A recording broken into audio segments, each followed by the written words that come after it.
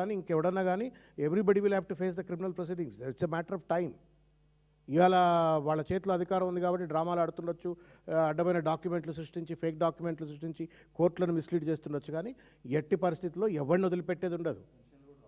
పెన్షన్లు రావు, criminal proceedings ఎదుర్కొంటారు, భార్య పిల్లలు పరిశానలో పడతారు. ఈ case is the classic case how government officers of colluded in this case.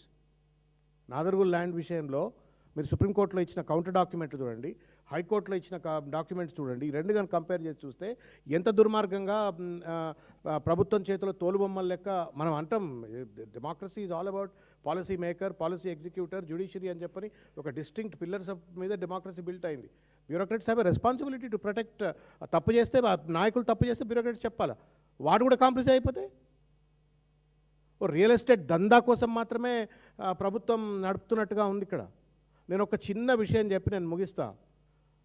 Revanth Reddy గారు జిహెచ్ఎంసీని ఎక్స్పాండ్ చేసిండు. 700 స్క్వేర్ కిలోమీటర్లు ఉన్నది 2000 స్క్వేర్ కిలోమీటర్ చేసిండు. మొత్తం జిహెచ్ఎంసీ మల్కాజిగిరి, తర్వాత షేర్లింగంపల్లి, సైబరాబాద్, ఈ 3 కలిపితే 2050 స్క్వేర్ కిలోమీటర్లు అయింది. ఫ్యూచర్ సిటీ 750 స్క్వేర్ కిలోమీటర్లు. Can you compute? మొత్తం కలిస్తే 7 లక్షల ఎకరాలు. ఇది మొత్తం అంతా కలిస్తే 7 లక్షల ఎకరాలకు కబ్జా ఆధిపత్యం రేవంత్ రెడ్డి గారిది యాజ్ ఏ మున్సిపల్ మినిస్టర్.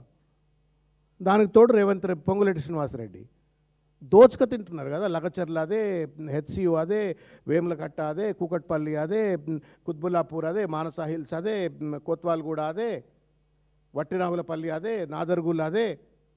వీటన్నిటి మీద క్రౌన్ హైడ్రా. మీడియా వాళ్ళు దయచేసి దీన్ని ఎక్స్పోజ్ చేయండి. మీరు ప్రొజెక్ట్ చేస్తేనే కొంత ముల్లుగార లెక్క ప్రభుత్వం మీద పనిచేస్తుంది, లేకపోతే దోచుకపోతారు. రేపు పొద్దుగాల మన భవిష్యత్ తరాలకు 1 ఇంచు భూమి కూడా దొరకదు. రియల్ ఎస్టేట్ దంద కోసమే ప్రభుత్వం నడుపుతున్నారు వీళ్ళు. Thank you.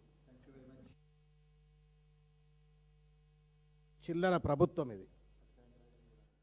సబితా ఇంద్రారెడ్డి గారిని, హరీష్ రావు గారిని, ఏదైతే ఎర్రబెల్లి దయాకర్ రావు గారిని ఏదైతే అరెస్ట్ చేసినారో, ఇది కేవలం పిరికి సన్నాసులు మాత్రమే చేస్తారు. ఇట్లా